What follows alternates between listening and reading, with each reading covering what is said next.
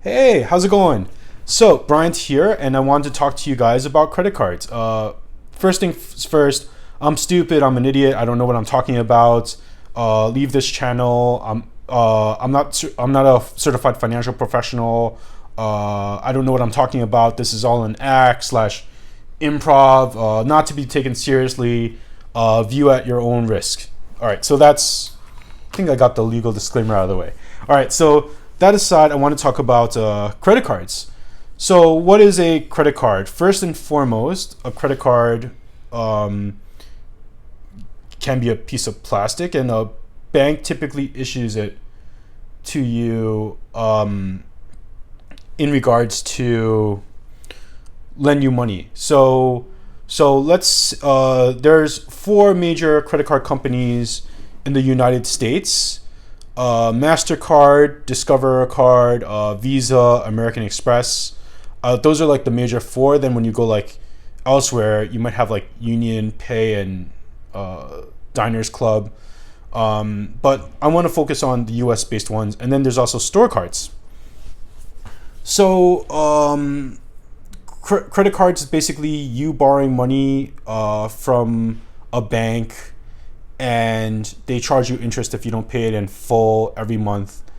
So a few things about credit cards, starting from the top. Credit cards typically have a credit limit.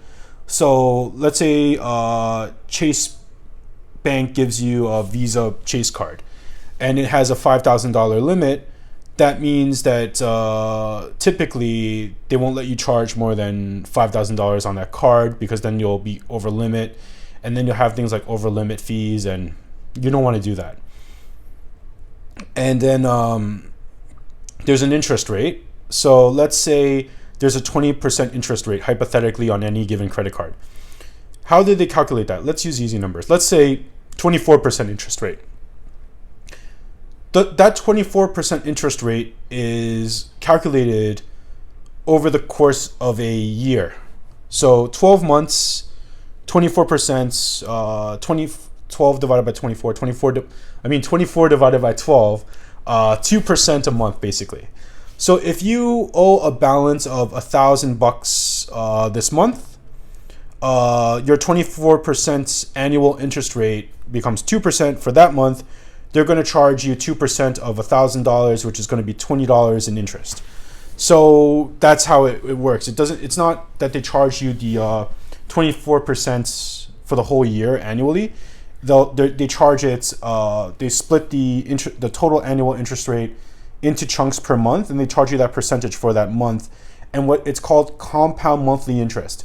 So the 2% that they charge you every month, if you owe, let's say, $1,000 balance, at the end of the year, it's not going to be 24% of $1,000, which means you owe total $240 in interest. It's going to be something like $300 in interest, something around that ballpark, or like 280, something like that, if you keep paying it, because it's 2% every month that they charge you. So so that's about interest rate and charging. Now let's talk about annual fees. Some credit cards will charge you an annual fee to have their card, like $100 a year, maybe $550 a year, or no money per year. If I'm starting out and I don't want to rely on credit cards and I just want to build my credit, what I would advise is going for a bunch of credit cards without an annual fee, so that this way when you get the credit card, you activate it, you don't have to use it, and you can put it in the shredding machine, and then that's it. You don't have to use your credit card to build your credit. What does this mean? It's a big myth that you have to charge and then keep charging, because it's been taught so many times.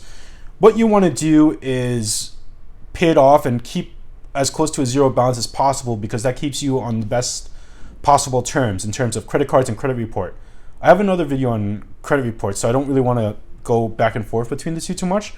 But yeah. So how do credit cards charge you interest? If you don't pay the statement balance with the balance within like the statement, which is typically I think like minimum 25 days and maximum 30 days. Like once a month, they'll give you a statement.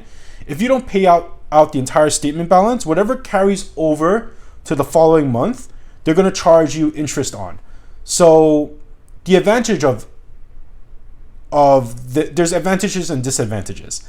Let's start with the disadvantages first. If you keep a balance, you're going to owe more and more money on the same money, because what the credit card company is selling you, or banks are selling you, is the time value of money. So getting $100 now, you'll pay back $105, $110. They make that $5, $10, whatever it is. That's the time value of money that they make. That's what they're in the business in. Now, if you're fortunate and you have the ability to to be able to pay off the balance every month, then the advantage comes in the consumer's favor in terms of flexibility. What do I mean by that? Let's say your credit card gives you a 1% reward or a 2% reward whenever you use it, right? You use the credit card for $100, you get $1 back. If you use cash at a store, assuming the price is the same, if you pay cash or credit, you get money back. That's what they call it, cash back or perks or whatever the case is. And then when the statement comes, you pay it off in full. You actually pay less money for your consumer goods than if you paid cash because you used credit in the terms of points getting back. Like for example, if I go out to eat in let's say I go out to eat in a restaurant and my credit card says if I use this in a restaurant I get 3% back cash back. Let's say my bill is $100. If I pay $100 in cash, well, factor in $20 because you tip them 20% typically, right? So, but let's say your total bill, tax, tip, everything is $100. If you pay that in cash, you don't get money back. If you pay it with a credit card with 3% back, then you get $3 back. So it's a small amount. Now, all of this means nothing if you borrow the money and then you just keep a balance there and then it grows. Then the money that it grows in interest goes over the money you get back.